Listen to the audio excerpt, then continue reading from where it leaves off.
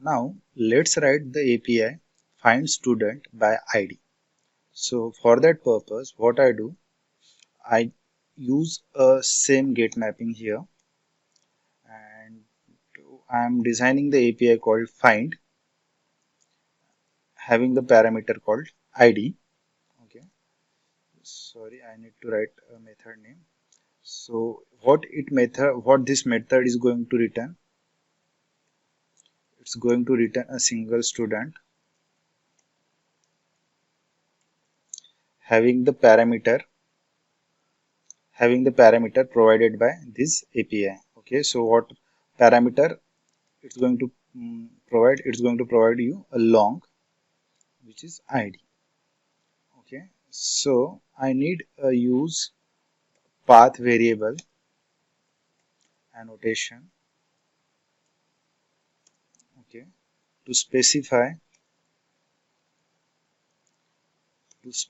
the value of that attribute which we are getting from this API. So how we are going to bind it? Basically, this ID is bind with this path variable and path variable annotation, and this is going to bind with this variable. So this is how it's going to bind with this ID. So what I am doing, I need to return a single student with enter ID. So there is another method which is provided by student repository called find by ID. Find by ID, and we are specifying the ID which is given by URL. So it's actually going to return you the optional have some Java 8 feature, so I'm going to using that same Java 8 feature here. So it is going it's nothing but or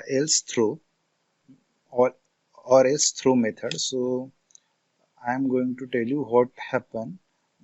Means there is one scenario, for example, if you are entering the some ID which is not present in database, at that time what it's going to do, it's going to throw the exception. So for that purpose we are going to returning the same exception with the help of or else throw method. New runtime exception, run runtime exception. Okay, so this is the exception. Okay, so exception is student is not present in database. Okay, so what it going to return you? It's going to return a single student. Okay, so I'm going to returning that single student. Okay, so let's rerun it once again. So what is API again? So this is the API, localhost student. The API is find slash whatever ID you are passing. Okay, so I'm passing 1, 2, 3, and 4 for testing purpose. Okay, so again let's clear the console and start the postman. Okay, so this is the API we are going to fire. Sorry, so no, it's not, it's a find slash. If I entered 1, it's going to find a student with having ID 1. If I am entering 3, it's going to find the student with ID 3. What if I am entering the 4? Because we don't have the student of ID 4. I am refreshing it once again.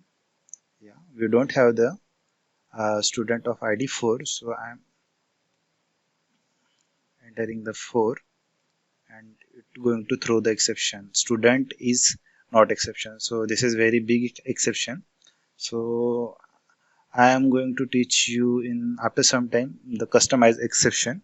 So at that time it's not going to throw this much trace, it's going to only show you message and timestamp. So it's an next topic maybe. Okay, so yeah, that's how it's work.